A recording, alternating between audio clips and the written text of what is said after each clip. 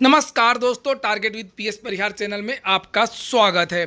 आज की इस वीडियो में हम लोग बात करने वाले हैं एक नई भर्ती की, आशाकर्मी की भर्ती की। चयन प्रक्रिया क्या है, वेतन क्या है, योग्यता क्या होती है।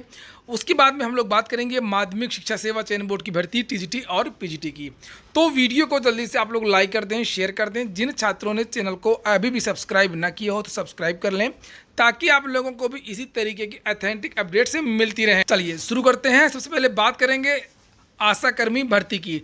आप लोगों के लिए भले ही ये नौकरी छोटी लगे, वेतन कम लगे, लेकिन कुछ लोगों के लिए इसका भी बहुत महत्व है। और वैसे भी एक विद्यार्थी को सभी चीज़ों की पूरी जानकारी होनी चाहिए। जैसा कि आप लोगों को मालूम है कि उत्तर प्रदेश में पिछले लगभग 11 साल बाद आंगनवाड़ी की एक बहुत बड़ी भर्ती शुरू हो चुकी है।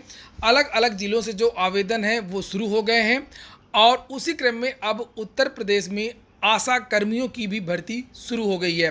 कोरोना काल में आशा कर्मियों की महत्वपूर्ण भूमिका रही है।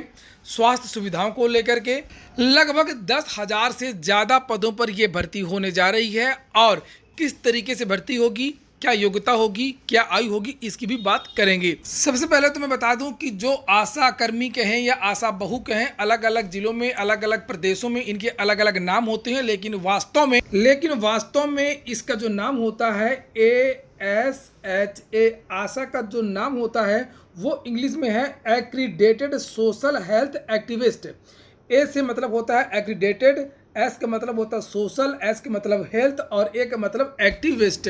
सीधे सीधे जिला चिकित्सालय या जो मुख्य चिकित्सा अधिकारी होता है उस कार्यालय से ये महिलाएं जुड़ी होती हैं। और अलग अलग बहुत सारे जिलों से, जैसे कि मैंने अभी आप लोगों से बताया, नोटिफिकेशन जारी हो चुकी हैं। हम लोग सीधे नोटिफिकेशन को ही देखते हैं। नोटिफिकेशन से ही आप लोगों को चयन प्रक्रिया, योग्यता आदि के बारे में जानकारी भी मिल जाएगी। वाराणसी से लगभग 196 और बांदा से लगभग 96 अलग अलग जो जिले हैं, जिस तरीके से आंगनवाड़ी की भर्ती हो रही है, अलग अलग जिलों से विज्ञापन जारी हो रहे हैं, उसी तरीके से ये आशा जो बहुओं की जो भर्ती हो रही है उसके लिए भी अलग अलग जिलों से भर्ती के जो विज्ञापन है वो जारी हो रहा है। और ये देखिए मेरे पास बांदा का है, 19 जून 2021 को यहाँ पर डेट पड़ी हुई है। और ये जो भर्ती है वो शुरू हो चुकी है। यहाँ पर नीचे लिखा हुआ है कि कहाँ पर कितनी भर्ती है, किस किस एरिया में, किस किस ब्लॉक में, ये पूरी एरिया के बारे में यहाँ पर जानकारी लिखी हुई है। और लगभग 1,000 की आबादी पर एक आशा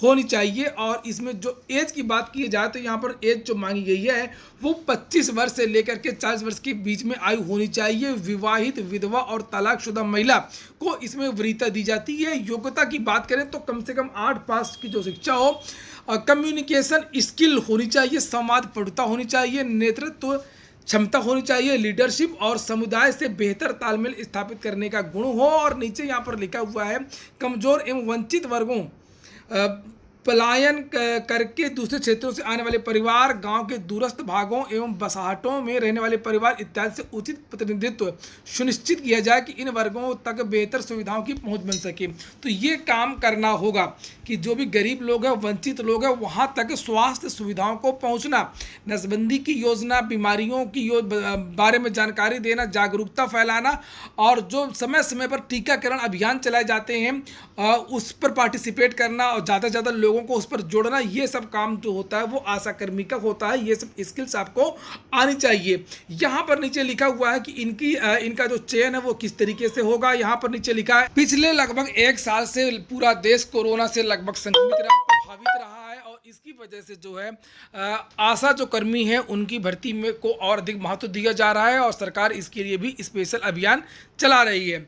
यहाँ पर यह बताया गया कि किस तरीके से इनका जो चयन होता है, कितने कितने अंक मिलेंगे कक्षा 8 पास के विद्यार्थी को, हाई स्कूल पास विद्यार्थी को, और उसके बाद में जो साक्षात्कार होता है इनका, उसके कितने अंक मिलेंगे। यहाँ पर इसके बारे में भी नीचे जानकारी दी गई है। यहाँ पर देख सकते हैं लिखा कक्षा 8 पास जो महिला अभ्यर्थी है उसको 10 अंक दिए जाएंगे, और कक्षा 10 पास जो महिला होगी उसको 2 अंक अतिरिक्त दिए जाएंगे, 10, 2, 12 नंबर।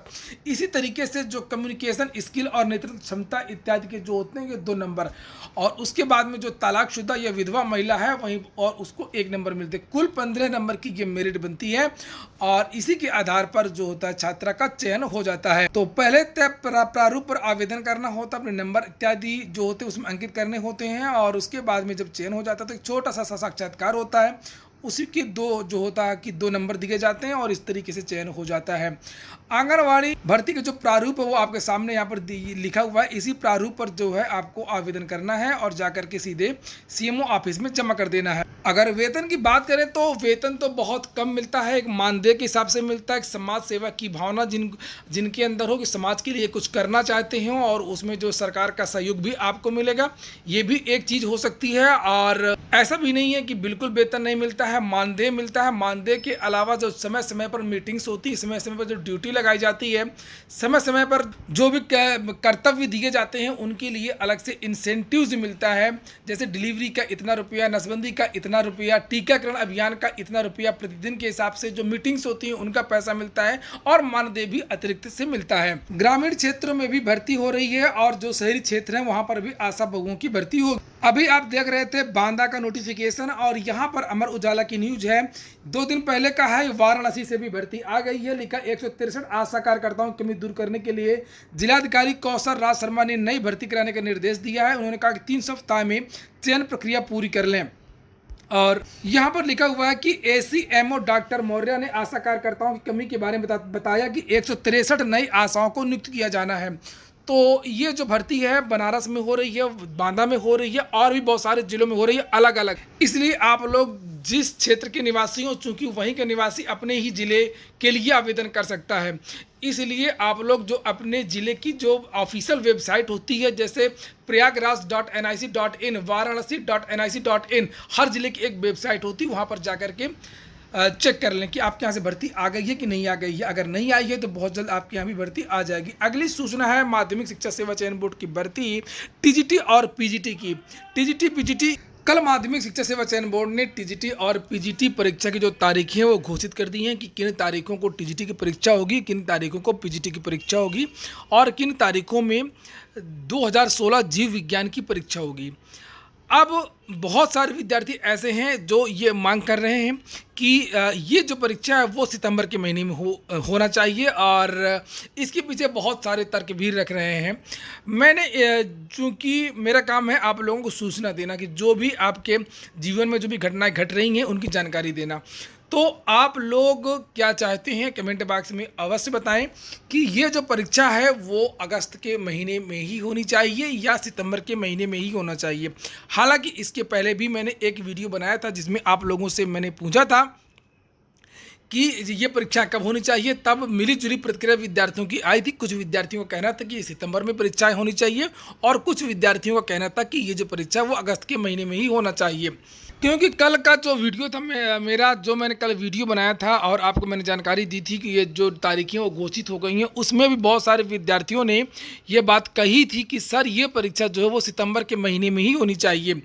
असल में क्या है, सबसे बड़ी समस्या है कि अगर ये जो परीक्षा अगस्त में हो जाएगी तो सबसे बड़ा डर इस बात का है कि जो 2016 के जो विद्यार्थी हैं जिनको अभी कॉलेज आवंटित नहीं किया गया है, जिनकी जो भर्ती प्रक्रिया है वो अभी अंतिम चरण में है, तो वो विद्यार्थी भी आपकी परीक्षा में बैठ सकते हैं। एक बात तो ये है। दूसरी बात ये है कि जो तारीख घोषित हुई है उसमें से विद्यार्थियों का ये कहना है, जो विद्यार्थी लगातार मेरे पास मैसेज भेज रहे हैं, जो मुझसे अनुरोध कर रहे हैं, जो अपनी बात बता रहे हैं कि सर हम कोरोना काल में हम सब प्रभावित थे, किसी की माता जी की मृत्यु हो गई, किसी के पिताजी की मृत्यु हो गई या तो विद्यार्थी खुद ही कोरोना से ग्रसित रहा, तो विद्यार्थियों को ये कहना है कि अगर 15 से 20 दिन का समय और मिल जाता है तो बेहतर होगा। लेकिन अच्छी बात यह है, खुशी की बात यह है कि कम से कम चयन बोर्ड ने जो है वो तारीखें घोषित कर दी और ये निश्चित हो गया है कि आपकी जो भर्ती है वो जल्द पूरी हो जाएगी। बात परीक्षा टालने की बिल्कुल भी नहीं है। मैं कभी नहीं चाहता हूं कि कोई भी भर्ती की जो परीक्षा है वो कभी भी टले, लेकिन आप लोगों की जो है राय जानना जरूरी है। आप लोग कमेंट बॉक्स में ज़रूर बताएं कि ये परीक्षा अगस्त में होनी चाहिए या सितंबर में। अगर सितंबर में होनी चाहिए तो फिर उसके लिए भी चयन बोर्ड से अनुरोध किया जा सकता है। हालांकि इसके पहले भी अनुरोध किया गया है और अगर बहुत ज़्यादा विद्यार्थी प्रभावित हो रहे हैं तो फिर से पुनः चयन बोर्ड से अनुरोध किया जा सकता है। तो ठीक है दोस्तों, फिलहाल ये हो गया आज का वीडियो अगर आपको अच्छा लगा हो, आपके काम का हो तो लाइक अवश्य कर दें। पूरा वीडियो सुनने के लिए बहुत बहुत धन्यवाद।